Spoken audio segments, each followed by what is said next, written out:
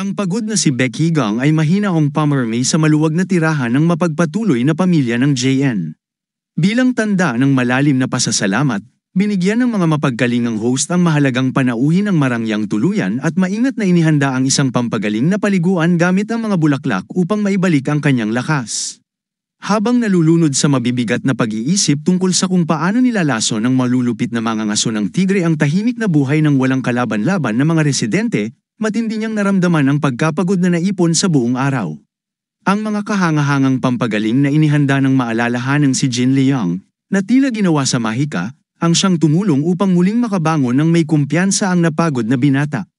Nang magsimulang lumamig ang mainit na tubig at ang sariwang si Becky Gang ay nakapagbihis na ng malinis at bagong kasuotan, biglang lumitaw ang isang misteryosong matandang lalaki na magalang na nagpahayag ng munting pag-asa na makaranas din ng nakaka-relax na paliguan. Sa mga sandaling yon, ang nag-iisip na binata ay seryosong nagmuni-muni kung ang mapanganib na paglulubog sa mainit na tubig ay makakasama sa banal na talam ng immortalidad. Biglang naaga ang pansin ni Becky Gang ng nakaluhod na figura ni Jin Liang, na lubhang nabahala.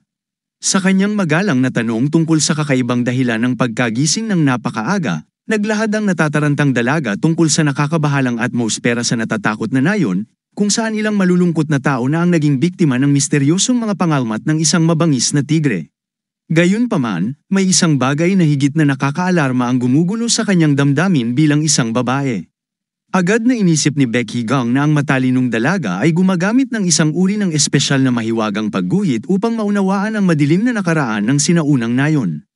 Ipinaliwanag ni Jin Liang ang pagiging masalimuot ng kanyang kakaibang sitwasyon. Bilang isang talentadong estudyante ng dalawang kilalang paaralan ang mapanlabang Fighting Flower at ang nagpapagaling na Healing Flower, bihasa siya sa parehong mapanganib na sining ng pakikidigma at komplikadong pamamaraan ng ilusyon, pati na ang mga sinaunang orasayon.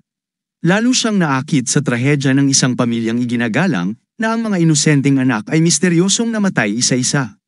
Ang mga mapamahiing lokal ay paulit-ulit na sinisisi ang mga kamatayang ito sa mga masasamang demonyo at mapaghiganting mga multo, lalo na ang nakakatakot na doe, mga nilalang na parang mga goblin na walang awang sumasakal sa mga taong walang laban gamit ang kanilang mahahabang buhok. Ang matapang na si Jin Liang, gamit ang lihim na kaalaman ng isang bihasang estudyante ng Fighting Flower, ay matagumpay na hinarap ang mortal na banta. Gayunpaman, mapagpakumbaba niyang inamin na ang isang eksperyensadong estudyante ng Mysterious Flower Long ay mas mahusay na makakayanan nito. Habang nagaganap ang kanilang nakakawiling pag-uusap, naging malinaw na ang mga misteryosong espiritu ay lubos na naiiba sa mga karaniwang hayop. Ang mahiwagang mga mata ng UK ay higit na pinahahalagahan ng mga bihasang alchemiste kaysa sa mga mamahaling hiyas. Ang matutulis na kuko ng maalamat na agile ang dragon ay mas matibay kaysa sa anumang kilalang metal. At ang maingat na nilinis na narcotic core ng mahiwagang UK ay kayang gawing isang makapangyarihang mahiwagang gamot. Sa mismong pagbanggit ng huli, ang tibok ng puso ng excited na si Becky Gang ay kapansin-pansing bumilis. Biglang naputol ang kanilang malalim na pag-uusap ng nakakabaalang tunog ng mahiwagang pilak na bola mula sa espesyal na artifact ni Jin Liang, isang tanda ng nalalapit na kamatayan. Agad nitong dinala si Becky Gang at ang banal na talam ng immortalidad sa hindi maipaliwanag na pagkabigla, habang sila'y naghahanda sa darating na panganib. Nang hindi sinasayang ang mahalagang oras, agad na nagmadaling pumunta si Becky Gang sa mahiwagang pinagmulan ng nakakabahalang tunog ng kampanang babala, ganap na handa upang harapin ang anumang bagong panganib. Ang likas na kuryosidad ni Becky Gang ay nagdulot ng detalyadong mga tanong tungkol sa mahiwagang katangian ng mga pilak na kampana. Interesado niyang itinanong kung gagana ba ang ganoong makapangyarihang orasayon sa karaniwang pilak na bola na nakakabit sa pulang sagradong sinulid, ngunit mahinahon itong ipinaliwanag ni Jin Liang ang espesyal at mahiwagang kalikasan ng mga sinaunang artifact na ito, na personal na nilikha ng dakilang patriarka. Habang maingat na pinapanood kung paano sinisiyasat ni Jin Liang ang mahalagang kwintas ng mahiwagang mata ng UK, tama ang hinala ng matalas na isipan ni Becky Gang na ito'y kumikita mula sa pagbibenta ng mga bihirang kayamanang ito. Sa katunayan, maging ang pinakamahuhusay na mga maestro ng sining pandigma ay palaging nangangailangan ng malaking pondo para sa isang disenteng pamumuhay. Hindi itinanggi ng tapat na dalaga ang malinaw na katotohanan. Aktibong ipinagpapalit ng makapangyarihang angkan ang pinakahahalagang enerhiya ng mga nalupig na UK. Minsan, solemn na nilang inihahandog ang kanilang kahangahangang mga pampagaling na potion sa banal na emperador, na palaging tumatanggap ng isang mapagbigay na gantimpala mula sa hari. Ang kanilang natatanging koneksyon sa mahiwagang mga halamang gamot at bihirang mga halaman ang nagbigay daan upang makalikha sila ng mga natatanging makapangyarihang elixir, ang maalamat na dakilang panumbalik na elixir, ang kahangahangang elixir ng pagsasayos ng linya, at ang mahiwagang elixir ng mga lungsod mula sa pinakamalalang bihirang lilang perila. Sa pagbanggit lamang ng mga maalamat na gamot na ito, na kayang buhayin maging ang matagal ng patay, ang humanga at masayang si Becky Gang ay tuluyang nakumpirma ang kanyang desisyon na ganap na magtiwala sa makapangyarihang angkan ng charm. Habang maingat na papalapit sa mahiwagang pinagmulan ng kampa ng babala, mariing hiniling ni Jin Liang na manatiling maingat si Becky Gang, kahit na ang mahiwagang kwintas ng UK ay maasahang nagpoprotekta sa kanya laban sa kasamaan. Sinabi niyang ang pagiging maingat ay kailanman hindi kalabisan. Ang banal na talam ng immortalidad ay biglang inihayag ang tunay na dahilan ng kanyang misteryosong presensya. Ito ay espesyal na inanyayahan para sa huling pagpapalayas ng mapanganib na espiritu. Agad na napansin ni Becky Gang ang lubos na kakaibang paggalaw ng mga kampanang babala at ang mahiwagang presensya ng sinaunang talam. Ang makapangyarihang artifact ay buong kumpiyansang ipinaliwanag ang kanyang lubos na kalamangan laban sa lahat ng hindi matahimik na espiritu. Ngunit ang kanyang labis na kumpiyansa ay biglang nagbago nang bahagyang mahawakan ng mahiwagang mga bola, bigla itong tumunog ng may ganap na hindi pa nararanasang lakas, na nagdulot ng labis na takot kay Jin Liang. Sa isang napakabilis na galaw, mabilis na hinayla ni Jin Liang ang naguguluhang si Becky Gang mula sa mapanganib na banal na talam. Agad niyang ipinaliwanag na isang partikular na mapanganib at uhaw sa dugong UK ang nagtatago malapit. Halatang naalanganin sa mga nangyayari, mahinang binigkas ng banal na talam ang ilang hindi maintindihang salita tungkol sa isang lubos na di inaasahang pangyayari. Samantala, sa madilim na kagubatan malapit sa takot na nayo ng pamilyang JN, isang nakakabahalang drama ang mabilis na nagaganap. Biglang niyakap ng isang mahiwagang dalaga ang takot na binata mula sa likod at paulit-ulit na tinatanong siya tungkol sa misteryosong si Chano Yun, na kamakailan lamang ay dumating sa nayon sakay ng marangyang karwahe. Kasama ang panganib ng malulupit na mga ngaso, buong takot na inudyukan ng binata ang nakakairitang dalaga na mag-ingat. May tama siyang takot sa maingat na pandinig ng mga nakapaligid. Sa casual na pag-uusap, nabanggit ang kahangahangang kagandahan ni Jin Liang, na agad nagpasiklab ng hindi maipaliwanag na galit mula sa mahiwagang babae. Ang biglaang pagputok ng galit ay labis na naguluhan ang kanyang kasama. Ang biglaang pagdating ni Jin Liang ay agad na nagpahinto sa kainahinalang tagpong yun. Mabilis niyang napansin ang malinaw na pagkahumaling ng mga lokal sa masamang UK. Sa kabila ng marangal na galit ng binatang insulto sa akusasyong yun, mabilis na inihagis ng dalaga ang mahiwagang tubig sa nakakadistort na mukha ng Nas Apian. Nagpupumiglas ang biktima sa matinding kumbulsyon bago lumitaw ang tunay niyang anyo, ang madugong Tianggo, isang mapaghiganting espiritu ng taong trahedyang napatay ng matatalas na kuko ng isang tigre. Sa kritikal na sandali, naawa si Jin Liang at hindi nais masaktan ang inosenteng katawan ng Nas Apian. Maingat niyang ginamit ang sagradong pulang sinulid upang itaboy ang masamang espiritu.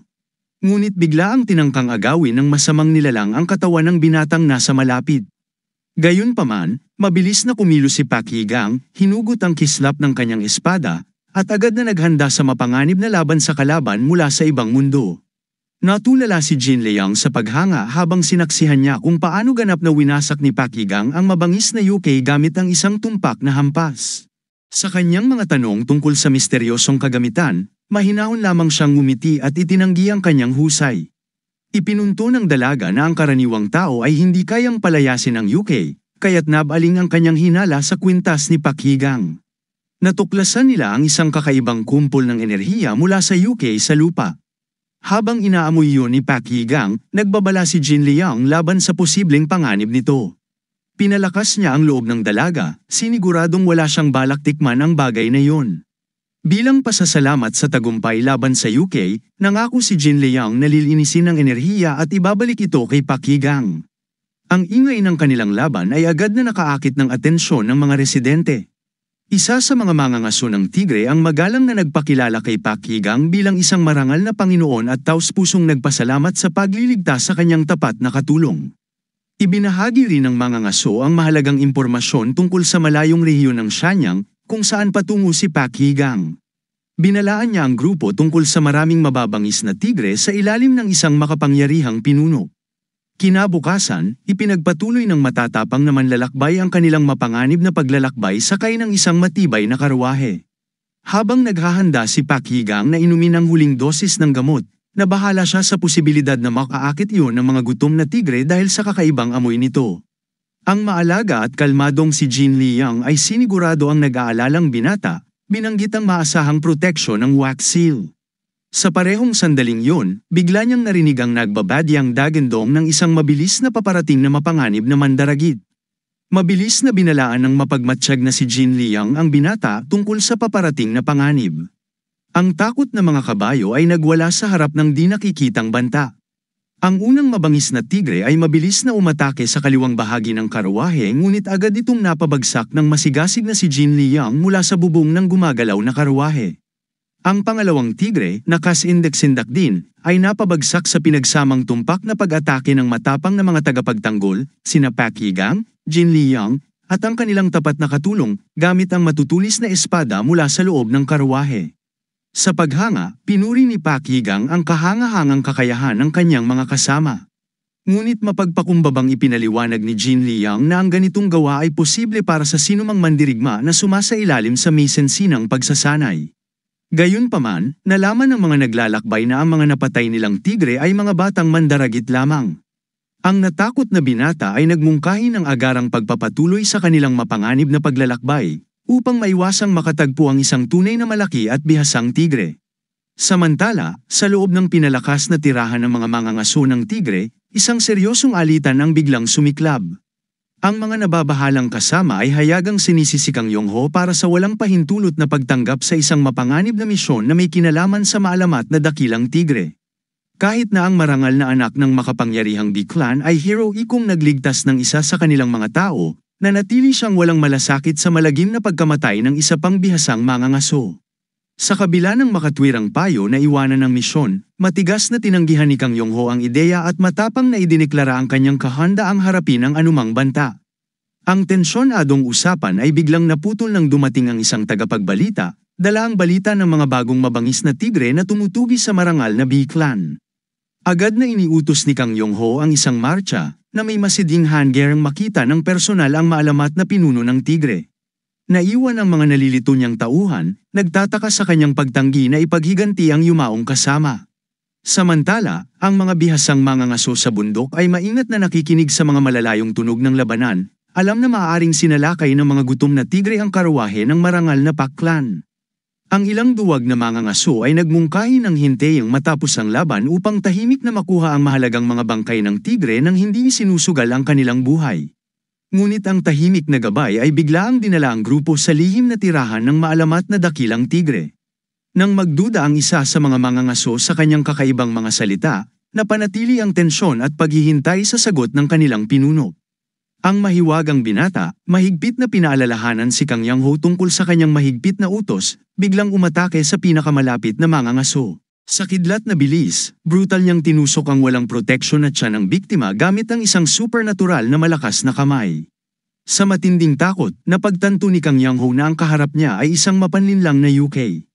Agad na pinugutan ng ulo ng bihasang commander ang mapanganib na nilalang sa pamamagitan ng isang tumpak na hampas, ngunit ito pala'y simula pa lamang ng nakakatakot na laban. Kung nagawang iligan ng isang tusong UK ang kanilang grupo sa isang bitag, tiyak na naghihintay na ang iba pang gutom na nilalang sa kanilang madugong pagkakataon. Isa-isa, ang mga kawawang mangangaso ay misteryosong naglaho sa Dimat Arrows na kadiliman, walang awa silang hinayla ng isang di nakikitang supernatural na puwersa.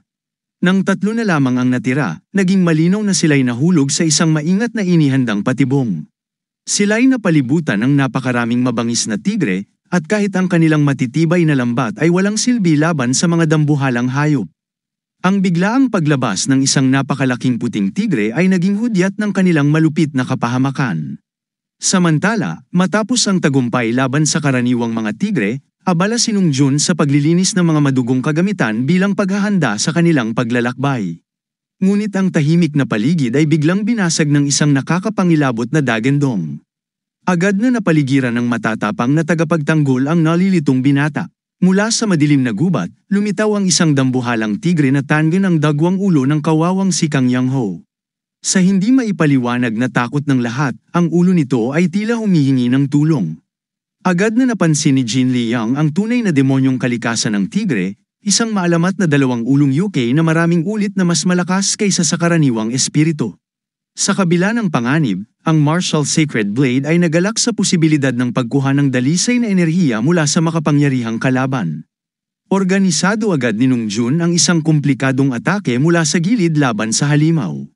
Subalit kahit ang makapangyarihang hampas ng kanilang matalas na espada ay walang epekto. Parang dumaan lamang ito sa kakaibang substansya na parang elastic na goma na pinatibay ng bakal. Ang nagngangalit na halimaw, hindi pinansin ng ibang mga kalaban, ay tumakbo ng tuloy-tuloy patungo kina Jin Liang at Pak Yigang. Napagtanto ni Jin Liang ang kawalang pag-asa ng direktang pakikibaka, kaya agad niyang niyakap ang binata at tumalon patungo sa isang mas ligtas na lugar. Lalo pang naging masalimuot ang sitwasyon nang malaman nilang ang kanilang nag-iisang matibay na karwahe ay ganap na nasira sa naunang pag-atake ng mga tigre. Sa desperadong pagtatangkang mailigtas ang mahalagang buhay ng binata, ginamit ni Nung Jun ang isang espesyal na lihim na pamamaraan. Sa eksaktong pagpindot sa ilang mahalagang punto sa katawan ni Pak Yigang, agad itong nawalan ng malay. Mahigpit na iniutos ng matalinong mandirigma kay Jin Liang na dalhin agad ang walang malay na binata sa kaligtasan ng Shanyang, habang ang iba pang matatapang na tagapagtanggol ay hero-ikong hinarap ang nakakatakot na halimaw. Samantala, si Kang Yang-ho, na walang takot, ay desperadong hinamon ng nakakatakot na halimaw sa isang labanan hanggang kamatayan, ipinagmamalaki ang kanyang sarili bilang pangunahing karapat-dapat na kalaban. Ang kamalayan ni Big Yigang ay nagbalik na parang alon na dumarating, hindi lamang dala ang kaliwanagan ng pag-iisip, kundi pati na rin ang mabigat na pasanin ng pagkakasala. Ang mapait na pagka-realize na ang kanilang grupo ay nahulog sa bitag na parang tinusok ng lason sa puso ni Big Yigang. Naramdaman ng Sacred Blade ang pagdurusa ng binata at sinubukang aliwin siya ng mga matalinong salita, sinasabi na ang pinakamahalaga ay nailigtas ang kanyang buhay. Dahil ang mga alagad na nagbuwis ng kanilang buhay ay tanging nagsasagawa lamang ng kanilang banal na tungkulin, ayon sa mga sinaunang tradisyon.